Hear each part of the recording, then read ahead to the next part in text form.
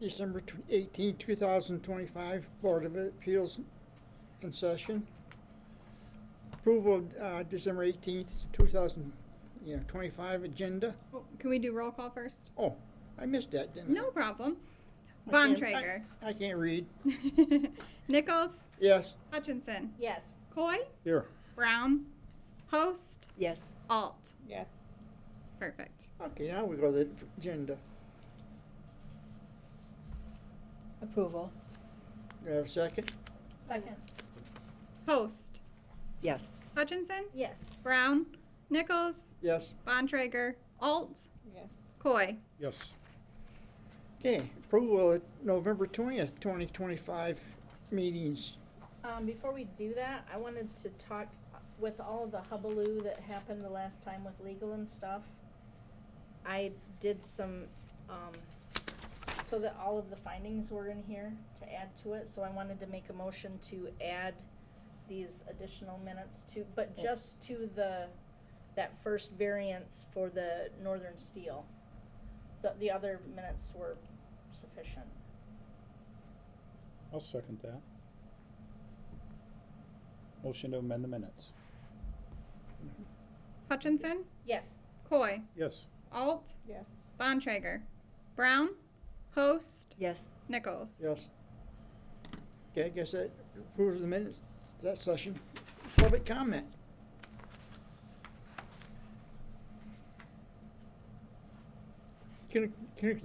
Communications. So for the zoning code rewrite, I actually have a folder for each of you to take when you leave. Come and see me. This is going to be a little bit of homework for you guys all to do for me until January. You've got a month to look at it. What I want to give to you is all of the information on sign ordinance.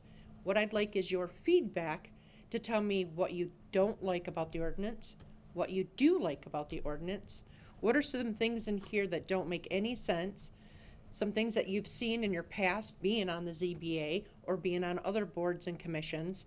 And so it's 2 small documents, but I do or would like you to all just review it, give me some feedback, because this is also going to help us with taking all of this information, combining it, and giving it to Progressive, who is doing our zoning ordinance rewrite. So, thank you. Do you want our feedback by email, in person, phone call? However you feel comfortable, even on a scratch piece of paper or right on there, email, however you'd like to do it. Okay.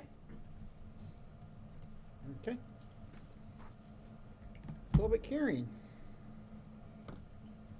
All right. Well, I do have a PowerPoint, a very easy, similar PowerPoint to present tonight. So,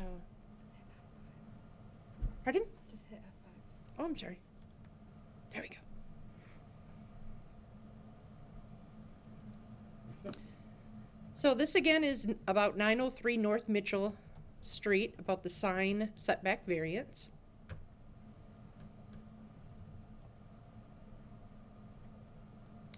So applicant again is Midway Signs. The property is 903 North Mitchell. We have the parcel number. And the request is in there for the 6-foot variance for sign setback.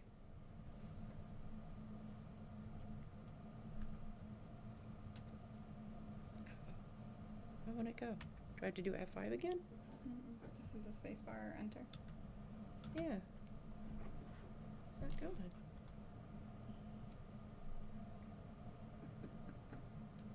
The whole Mother thing is Nature. froze. Yeah, let me unplug the keyboard and plug it back in. Sure. Just a moment. Technical difficulties.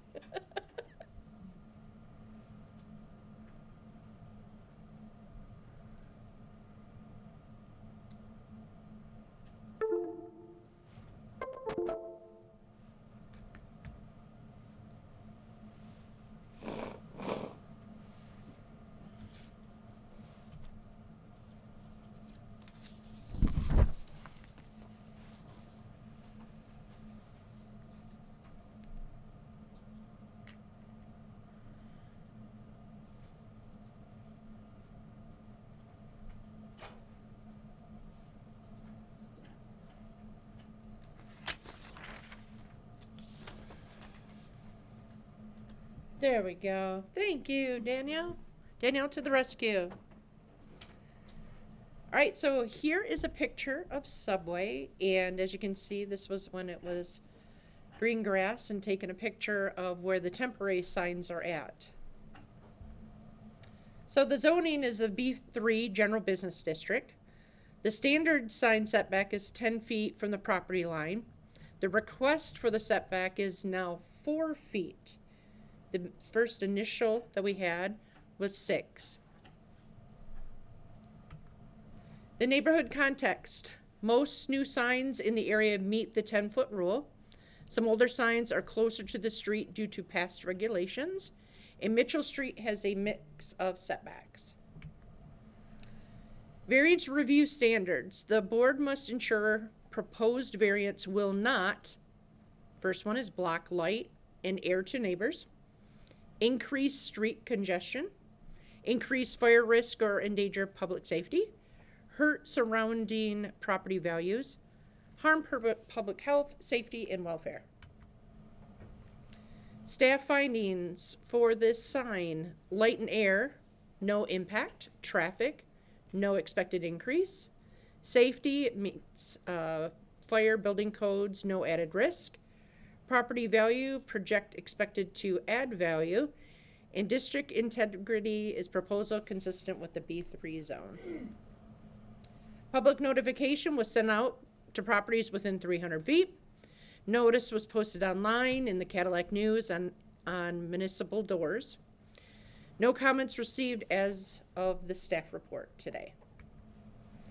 So the next steps for the board to either, number 1, approve with conditions, or deny the application.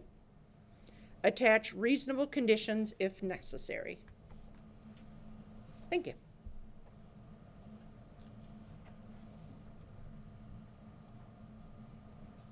Okay, guess we open the topic. It's the most exciting thing I get to do. Yeah. Mm-hmm. There's no pen up here, and I cannot find mine, so I Yeah. apologize. You need- I will fill that out at some point. Right, your pen here. You need to state your name and address again. Absolutely. I am Jason Letzkus on behalf of Midway Signs Incorporated. And I know I saw most of you a month ago. I think some different faces, or maybe missing one. I can't remember. Listen, we are requesting a variance for 903 Mitchell. The site plan clearly shows the sign in this green belt in the front of the store, which is where you would put a sign. The property owner has been incredibly good about working with the city. He's put fences up to block the headlights from cars when they're going through the drive-through. Some of the conditions of the parking lot are there because we need fire trucks to be able to easily get in and out. I mean, if we look through the Special Planning Commission, there was a concern about a fire truck being able to make these turns from the island, to the front of the store, to wherever the water supplies are. That's left us with this parking lot that is in the shape that we see. This is how the parking lot has to be. And there needs to be a sign in front of the building. Okay? There is nowhere else on this property, from my experience, which is substantial, that we can put the sign. There's no way I can condense a sign to just make it narrower and still be effective. It's just not going to be effective. And I have a bunch of notes here, and I'm just going to forget that because I think we're all reasonable people. I started doing signs when I was in high school. I was making $50 a window. I would go out and paint on little local businesses. One was an appliance repair business. Maybe some of you are old enough to remember when there was appliance repair places. And from there, fast food restaurants and coffee shops. I was told there was no future in that, so I went into the Air Force. And the Air Force picked up on the fact that I had been painting windows as advertisements, and they taught me how to paint airplanes and how to put U.S. Air Force and a star logo on them. And I got out of the Air Force, No idea. I wasn't going to go work at Boeing. They didn't need anybody at that time. It was bad timing. So I ended up back here in Michigan, in Saginaw, and I was working for a little company called Midway Signs. In 20 years, I started as a laborer and was digging holes, and after 20 years became the head installer, affectionately known as chief sign guy, I was called. The owner retired, and I was without a job. I ponied up and got in debt for a few $1 million and bought a sign company. So that's my experience. So when I stand here and I say, listen, I've got some experience, this is what I think, it's not coming from I just want to try to sell a sign. Okay? That was brought up. Well, at the first meeting, well, I'm sorry you made the sign, that's not our concern, it doesn't fit. That's not an issue. It's a standard subway sign, I can sell it to anybody. Okay? I sell thousands of them a year, and not just Subway, but different signs. So the sign already being made is not the issue. The issue is I've got a lot of experience in signage, also as a first responder, because I did serve as a volunteer firefighter in Saginaw Township as well. You can't see this property. When you're coming down Mitchell Street, you can't see it. I had asked for a few pictures to be added to that packet. I don't know if they were added. They're included in the application as you submitted, yep. I know where this property is. Every time we take a job, I go take a look at it because I want to do what's right for my customer, but also for the community. Well, that's just something you're saying to the Zoning Board of Appeals. No, I want to do what's right for the community because guess who else is in the community? Is other business owners. You guys may own businesses. And you may want a guy that does signs, that's honest, and is a straight shooter. I mean, if I pull up here and this owner wants the subway sign to be flashing pink or something, I'm going to tell him, you're nuts. In fact, I did, because the initial drawings showed the sign being much different. And I said, it doesn't blend into the neighborhood. It doesn't look good. So we kept the dimensions, but we changed the overall design of it. One of the reasons I wanted to do that is we want to add the address to the bottom section of it to make it easier for first responders. Now, my experience in a fire truck is there's a lot going on when you're headed somewhere and you get dispatched to McDonald's, Subway, whatever. And you already know in your brain, because you've been conditioned to know what corporate logos look like. So if you're being sent to a McDonald's, or I even say the word McDonald's, you've already thought about big arches. And if we tell a police officer that has to respond to the subway on Mitchell Street, he knows his community, he knows where Mitchell Street is. He's going to be thinking about how to stay safe, what he needs to do to protect himself, or she needs to do to protect herself. Her brain's just going to look for a green sign with white and yellow lettering. That's how we're programmed.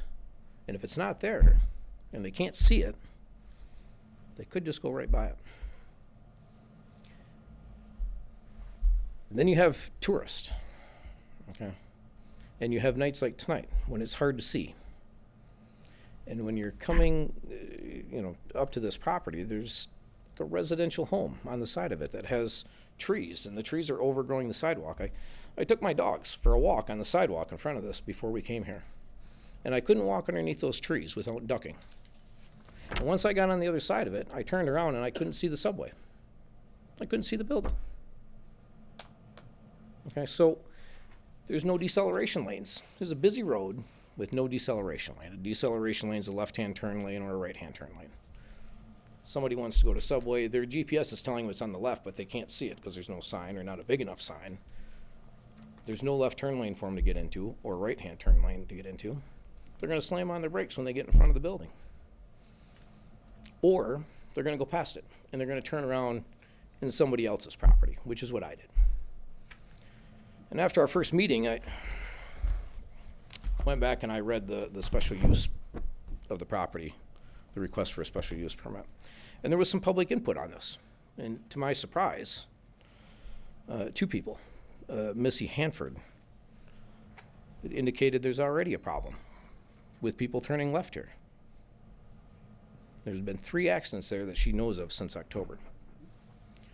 I'm just quoting what's in the notes here. And Ann Guest It says it's a dangerous section of road, and the drive-through is going to add even more dangers because you're going to have more traffic and you're going to have more people turning at the last minute. I can't add a lane. I can't change the highway.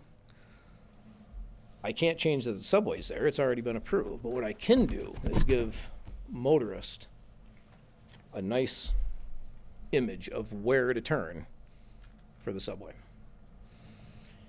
The other issue came up. The sign needs to be set back so far because people need to be able to see coming out of the parking lot. They can't see traffic. I have now been there in 2 different vehicles, 2 very common vehicles. A Ford F-150, which is, I believe, the best-selling vehicle in the United States, so we could say that that's a pretty average vehicle. And an SUV that I have, a Toyota SUV that I'm driving today. And neither one, when I go into this parking lot, is this sign going to block any traffic in any way. I could pull out of the parking lot where the temporary sign is and not have any kind of blockage pulling out. But when I'm coming down the road, I almost drive past the property. And I've been there 5 times, half a dozen times. We're requesting a variance, originally of 6 feet. Okay? I would like to ask for a variance so that we can go within 4 feet. And the reason of that is because we need room, the property owner needs room to be able to plow some snow. We also want it to not be an obstruction, if you will, to the parking lot if somebody's walking down the edge of the parking lot. Okay, because people do sometimes, if they're parked over on the left-hand side, they may come out and walk that way. We just want a little bit of room there. We also want it to look nice. And to make it look nice, if we set it right on the curb to the parking lot, we think that looks kind of iffy. We're just trying to make it look as nice as we can for the business district and for our business owner and for myself, because, again, I want to do a good job. The way I do a good job is making your community look good, okay? And help with traffic flow, because signage is part of traffic flow. And also help, and it's unfortunate, but we have to we have to think about first responders nowadays. The world's kind of changed, and there may be cases too. I don't know if it's the case in Cadillac, but some communities you may have first responders that don't live there. They don't know. A police officer doesn't necessarily live in the community that it serves, and we have, unfortunately, situations that require first responders from outside the community to assist, and signage is important in that. So we have a hardship. The hardship isn't that the sign's already made and that I can't make another one. The hardship is the site plan's been approved with that sign in this green belt. Okay. The size of the sign was approved at 8'6" by 6 foot. The power has already been put in the green belt where the site plan says the sign should go. I don't know where the miscommunication of the setback came from. I just know we're in this situation now.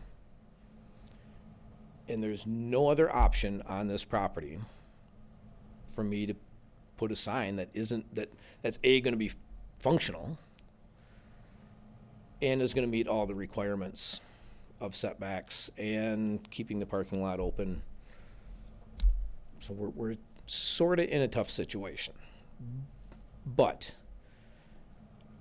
again, I've got a bit of experience putting signs up. I'm not prepared to say expert, but I think when you've done as many different sign-related things as I have, including being a consultant to a international sports competition, I just can't see where we're squabbling over a couple feet when it's not obstructing the sidewalk, it's not obstructing the view to anybody.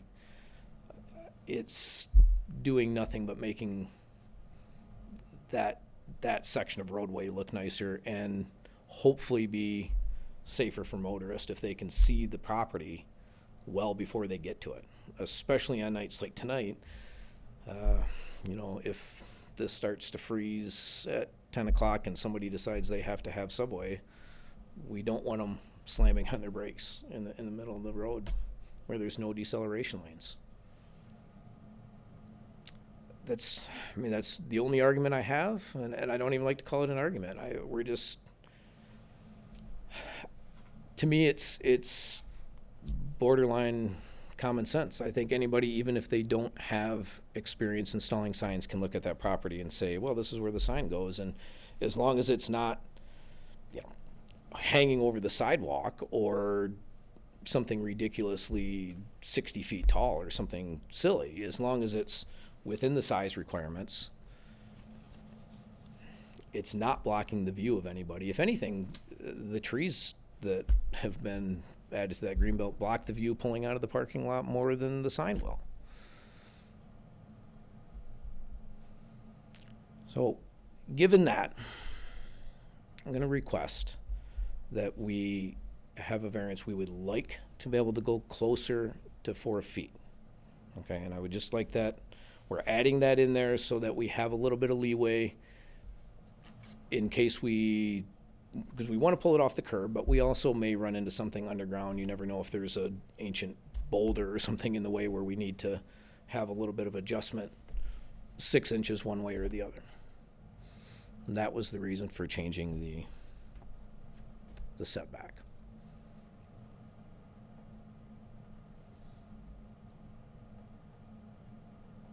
If I can add to that, we also, and I think we alluded to this last time, it's not on the drawing, we would like to add that address onto the black section on the bottom.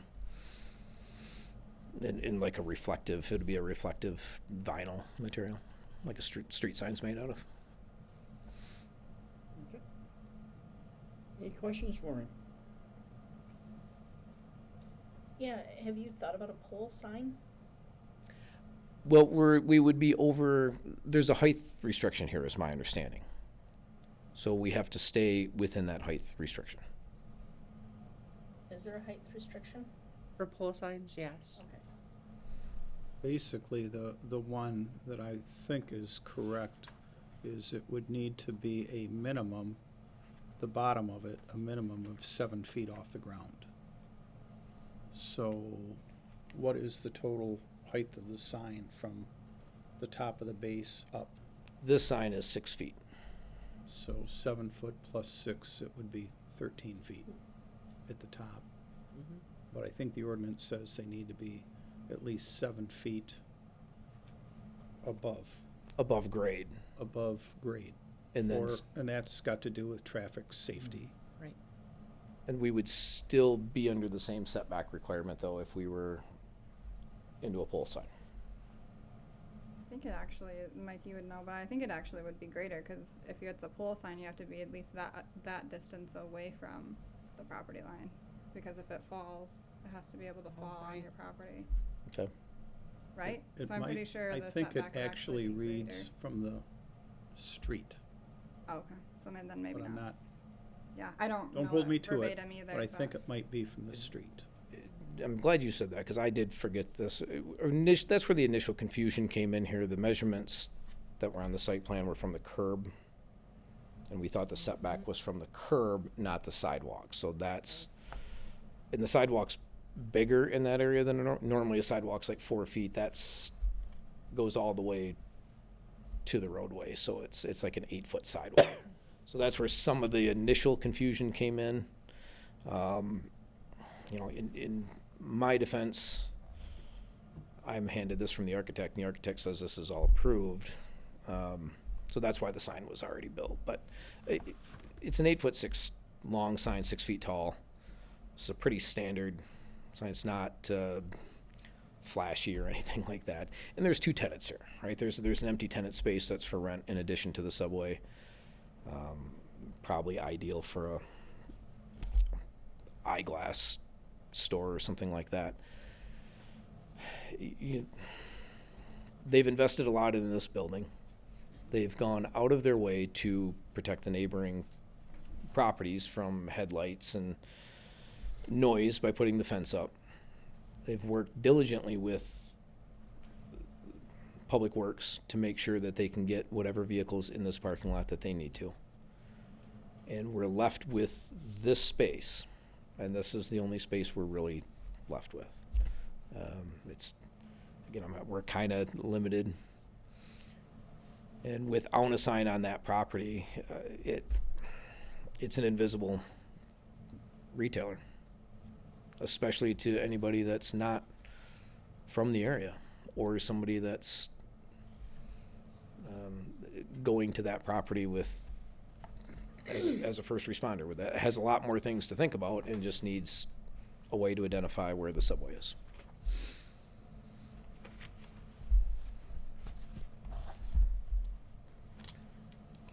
So you wanna be 4 feet from the sidewalk? We would like a variance for 4 feet from the sidewalk to give us some leeway on where this sign ends up. We don't want to, if I say 6 feet, I can make that work, but we don't want to push the envelope, right? You know, we will keep the sign back as far as we can, but we want to be able to bring it off the curb a little bit to give the snowplow a chance. You know, we get a lot of snow and they need a place to put it. And we don't want the snowplow hitting it, and we don't want somebody to drive by with a truck that's got mirrors that hang out on the side and they're going to smack into it because they're going right along that curb. So we want to be able to bring it forward a little bit just to give the parking lot a little bit of space.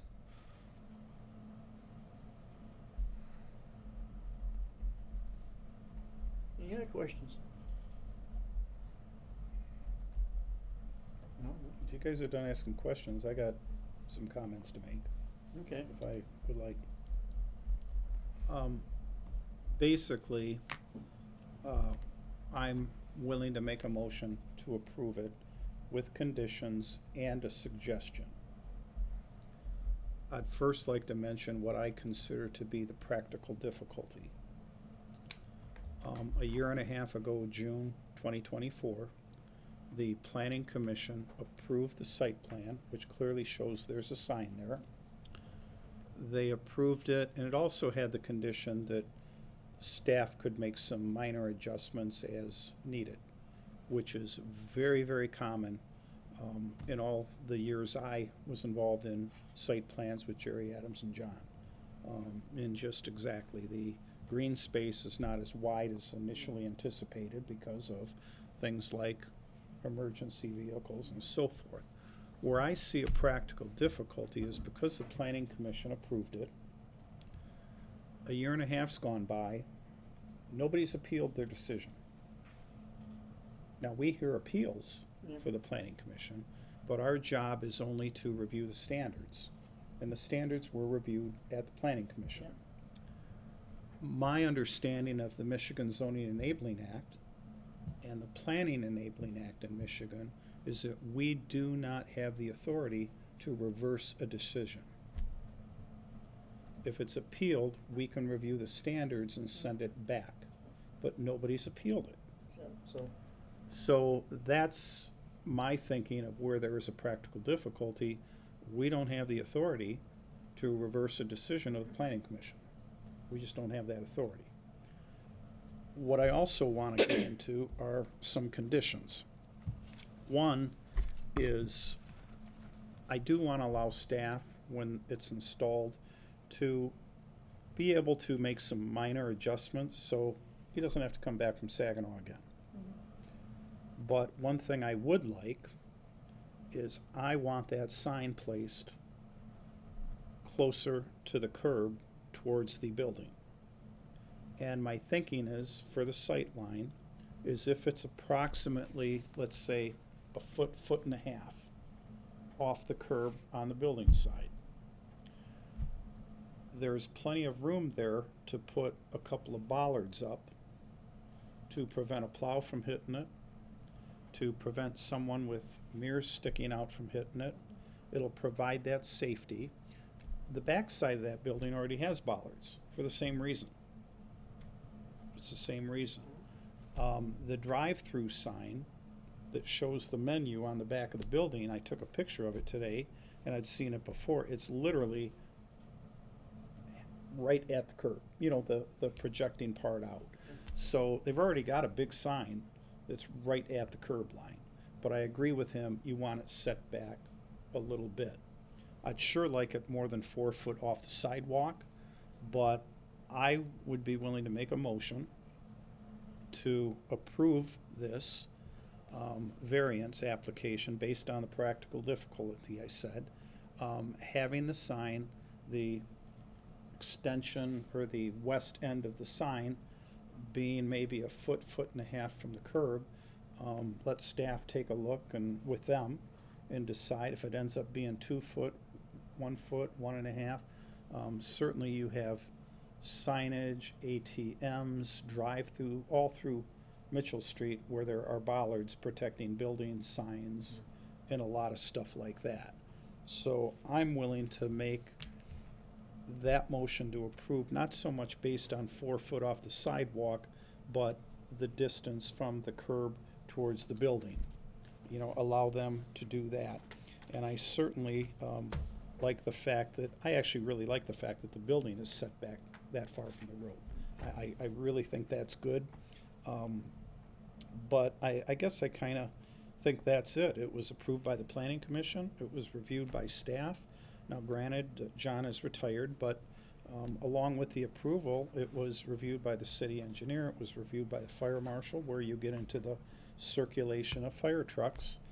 And that's it. Just allow staff working with them to make minor modifications as obviously is needed. But I think closer to the curb, to the west side, and I would recommend, I'm not going to require it, but I would sure recommend a couple of bollards so that a snowplow doesn't hit it. I've got a couple of questions for you. Sure. If that was like a foot off from the curb, do we know how long, wide that green belt is, so we know roughly how, because it said the sign is 8'6". Right. I don't know, I didn't measure it because of the snow. We have stuff in here that says it might be 15 feet, 14 foot. If you look at the original site plan, it's 14. If you look at the original site plan and you use a ruler and apply the scale that's given, the original site plan shows it 16 foot. But I know that they had to change it because of the second tenant to accommodate, it said somewhere that they had to change that parking lot off from the original. Mhm. Yeah, that I'm not aware of.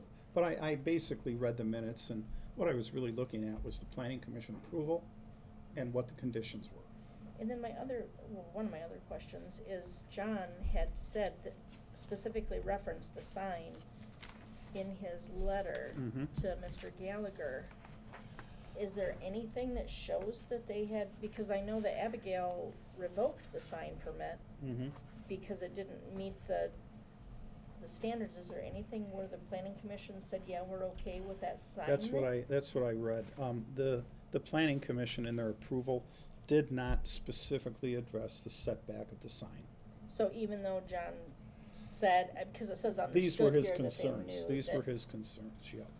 Because I know that the planning commission said the only thing they were really reviewing was the drive-through. They Mhm. weren't, because if Yeah. not for that, they wouldn't have even needed to come. They technically, I think, part of the drive-through was they had to approve the overall site plan.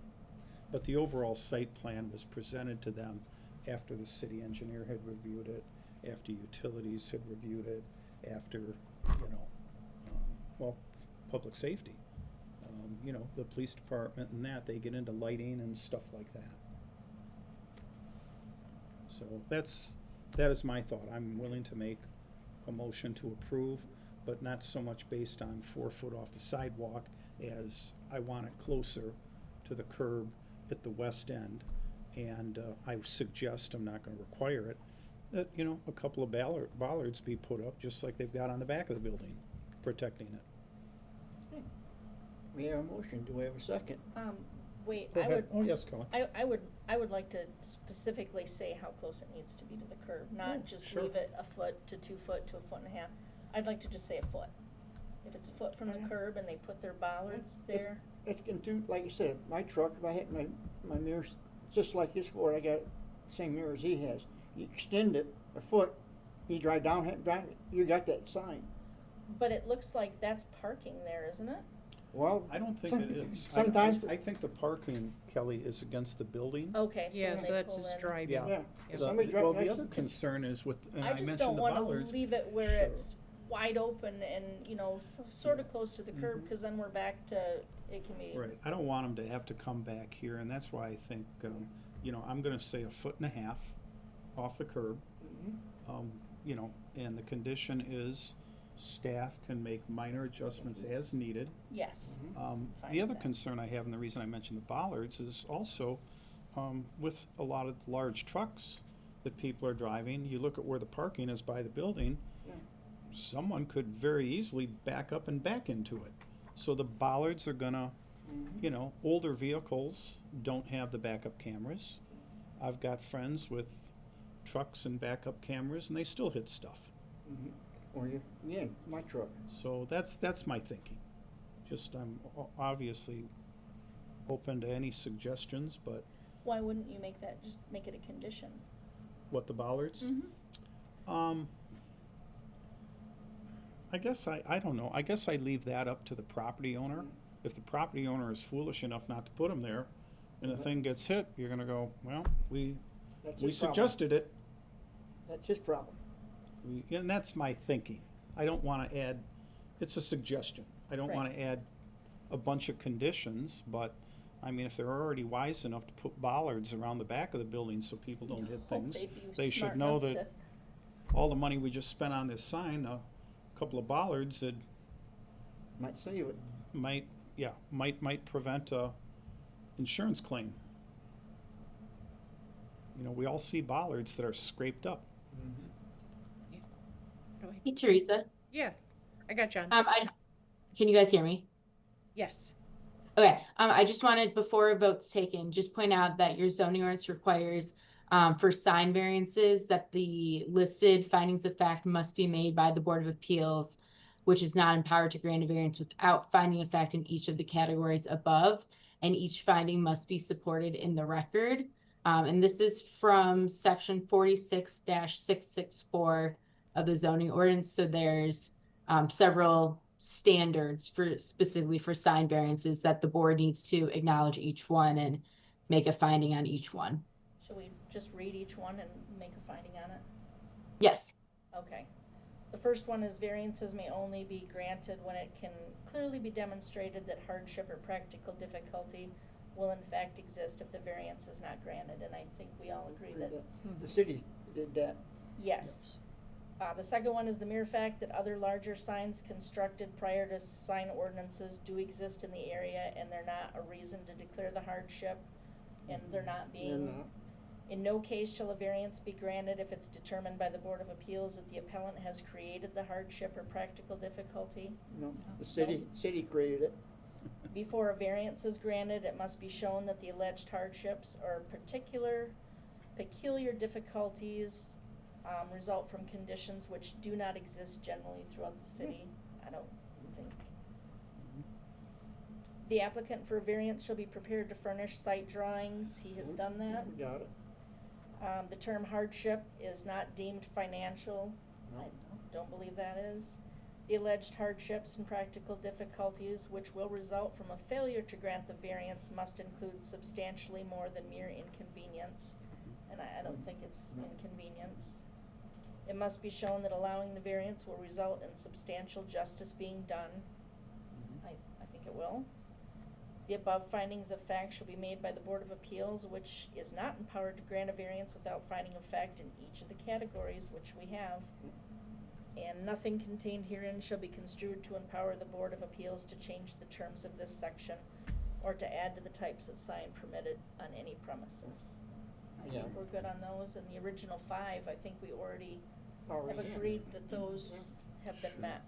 And an additional comment to this with the site plan, boy, do I wish every business on North Mitchell Street had a green space, a green belt like that. Yeah. How attractive would that be if every one of them had it? Yeah. And, you know, and that's one of the positive things about the ownership, the architects working with the city. Because I know that with John Wallace was always a big issue. We gotta get more green belts along Mitchell Street. And I think that was one of the conditions we had for the Wex, was that they had a green belt and they didn't wanna have as many parking spots, and Mhm. that was a condition, they had to leave that green belt Mhm. there. Sure. Good. Mike, can I ask that you just restate your motion? I know there's been a lot Okay. of discussion between and. Sure. You don't want to read it back to me, huh? Okay.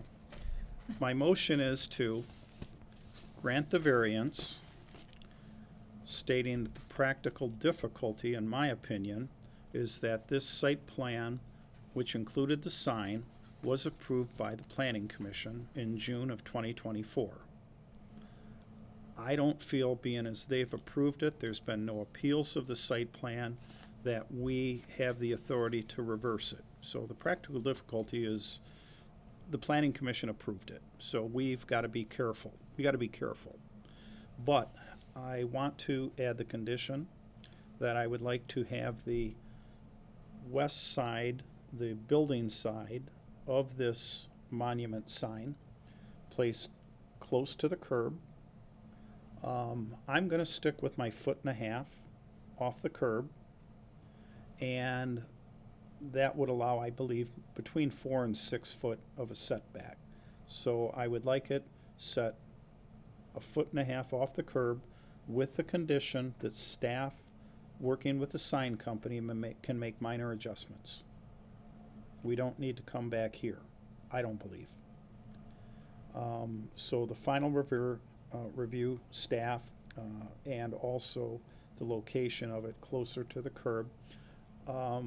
Not a condition, but again, I'm just gonna suggest a couple of bollards be put up to protect that sign, just like they have bollards on the back side of the building to protect the building and signage on the back with the drive-through. It's just common sense. I believe, And you're basing that off of the fact and standards as previously stated in the discussion. standards that we've previously reviewed, yes. Do I have a second? I second. Alt. Yes. Hutchinson. Yes. Coy. Yes. Nichols. Yes. Bontrager. Host. Yes. Brown. There you go. Time to put a sign up. Mm-hmm. Get shoveling, right? There's a lot of snow there. Mm-hmm. Drive careful going home. Okay. Yep. Any new business? None at this time. Any old business? None at this time. See here. Board member comments. What date is the meeting in January? The zoning board of appeals meets the third Wednesday, or the third The Thursday. joint planning commission, are you talking about the one with all the planning commission and us, and isn't there one in January? Yeah, that's Yeah. what I was thinking. Are Oh, you that's talking about your zoning, the meeting that you're meeting? with the planning commission that the- you're going to go to attend. That is the 26th of January, right? Okay. It's the regularly scheduled planning commission meeting. Yep, the 26th. That's Okay. Okay. Public comment. I don't see anybody out there. I guess we adjourn. Motion to adjourn.